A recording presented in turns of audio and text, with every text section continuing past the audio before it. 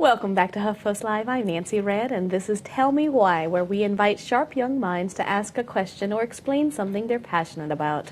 Today, we're joined by 11-year-old Mandy. She started the organization Simon Says Give, which throws birthday parties for kids living in poverty.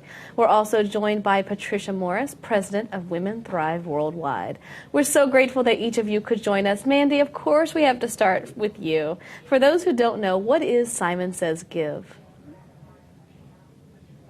Simon Says Give is a nonprofit that helps kids in need ages 5 to 12, and we provide a birthday party for them. And then in honor of my birthday in the summer, we do High Five for Supplies, which is the backpack and school supplies drive. That's awesome. Now, what made you want to come up with this wonderful company? I just wanted to help kids, and I wasn't sure how, and I thought everyone deserves a birthday. So now we do birthday parties for kids in need, and then in honor of my birthday, we do High Five for Supplies. Now, here's the thing. You're 11, which is really impressive, but you actually wrote up the business plans for this idea when you were 7. How did you know you were interested in starting a business so early? I just knew that I really wanted to help kids, and the best way I thought to do that was to start a company. How has it been going so far? Good. Now, what's the best part about this? We see kids daily having birthday parties, and it's just amazing to see their faces. Yeah, I guess that's pretty much it. Just really glad to see them be happy. Patricia, I'm going to bring you in here now. Goodness, if only we had more like Mandy, right? How wonderful is it? Do you think she's on the right track to starting a successful charity? She is absolutely on the right track. You know, Mandy, we are so proud of you, and it's an honor to be on the show with you and to learn more about your work. You know, when someone sees a need and they find a way to fulfill that need, that is one of the most significant and important things that one can do to contribute to making the world a better place. So Mandy is absolutely on the right track, you know, with her idea and now her organization. All right, when we're listening to this, Patricia, one of the great things about this segment is Mandy gets to ask you questions so that she can be just like you when she grows up. Mandy, what's your first question for Patricia? Hi, Mandy. Hi. My first question for you is, how did you start your organization? Well, I have to admit that the Women Thrive was actually started by two women, more established women in the international development community, and a young woman who was just starting out her career, and that was 17 years ago. And at that point, the organization was called the Women's Edge Coalition. So Elise Fiber-Smith and Ritu Sharma together started Women Thrive. At that point in time, I was actually working in international development here in the Washington, D.C. area, and I was very excited about the organization, so I was one of the early supporters of the organization, and I followed their work all these years. And just this January, when the co-founder, Ritu Sharma, stepped down from the presidency, then I took over as president of Women Thrive. Mandy, when you listen to Patricia's career trajectory, the way that she's risen through the ranks, what are some of the goals you have for your career? I know this charity is just the beginning, right? Yes. What are some of the things that you would like to do? I just want to help people as much as I can. That's a great goal, right, Patricia? I mean, one of the things so many individuals get into is, I want to be the CEO, or I want to do this. But really, it's just focusing on actually helping people is what we really need.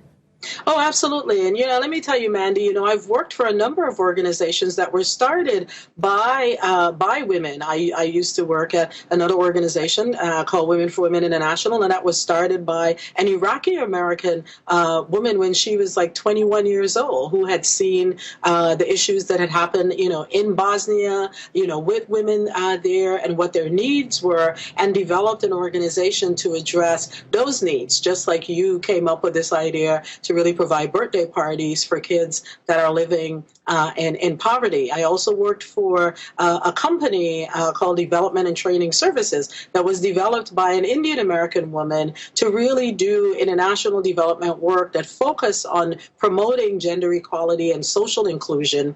And, that organization has grown very significantly over the past 17, 18 years, and now is merging with an even larger organization that does international development work. And so when people see a need, and particularly women, young women, see a need, and because there is a passion to make a difference like you have, they're able to go out and, and start projects and take what is an idea and turn it into a huge organization. And I think, as you grow in years, there are going to be many needs that you're going to see.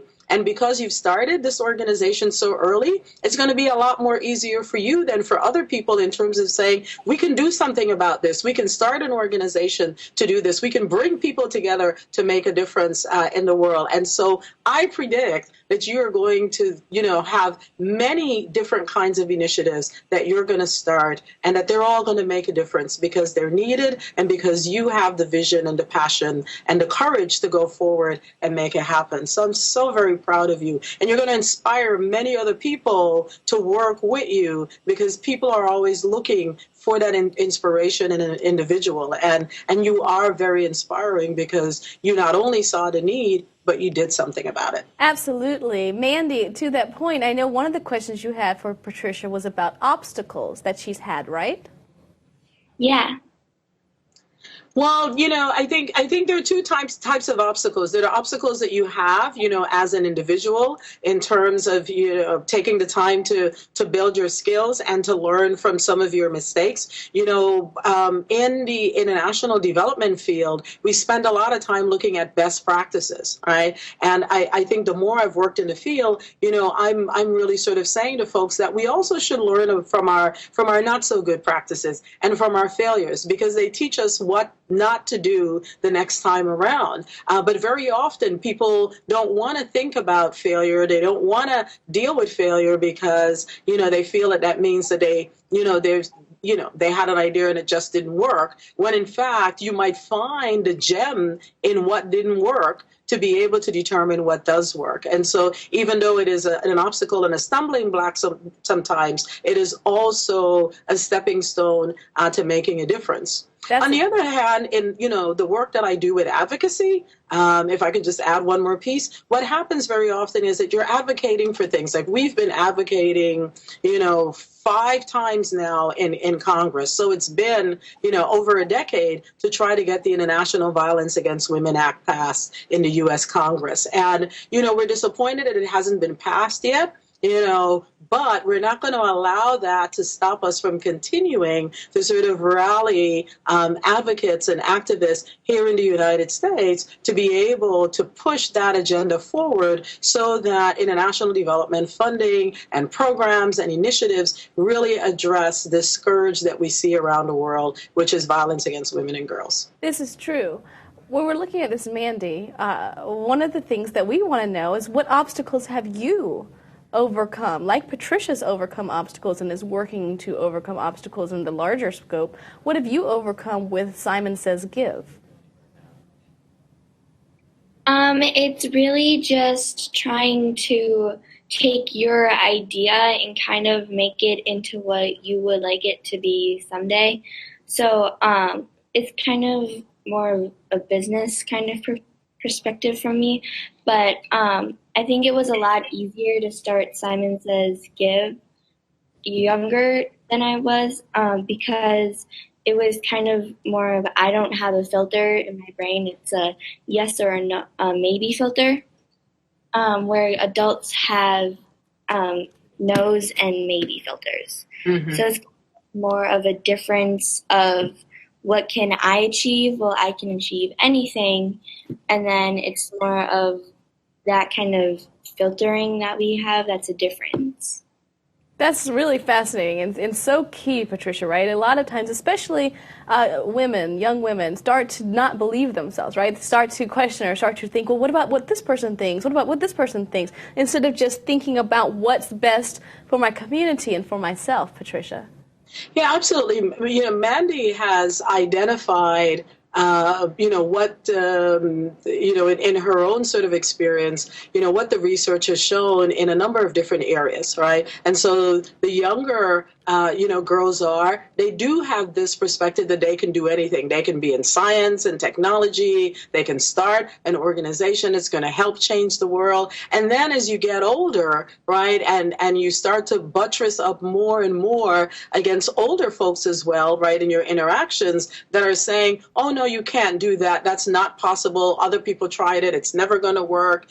You really should be doing something else, preparing for marriage and children and not, worry about making a difference in the world, when in fact everything that we do makes a difference in the world. And so I agree with Mandy that, when you're younger, you're more of a visionary. And part of what we need to do as a society is to make sure that there's an enabling environment so that, young people, particularly young, girls and adolescent girls, that, their vision and their perspectives continue, that fire continues to burn throughout, all into their college years, as they graduate and go out into the work world, so that we can see more of the kinds of organizations and institutions and businesses that they envisioned when they were 5 and 6 and 7, because those are the kinds of institutions that are going to be different. And because they're different, they're going to change our communities, and in the end, they're going to change our world. And I believe it's going to be for the better. Absolutely. Mandy, you think the world's going to be better when you're grown up? Yes, I do. Yay! Well, it's definitely going to be because of the work of you and Patricia. For more information on Simon Says Give, Mandy, and Patricia's work, check out our research well below. And stay tuned, Caroline Mataresi-Tarani is up next with a conversation on radical transparency.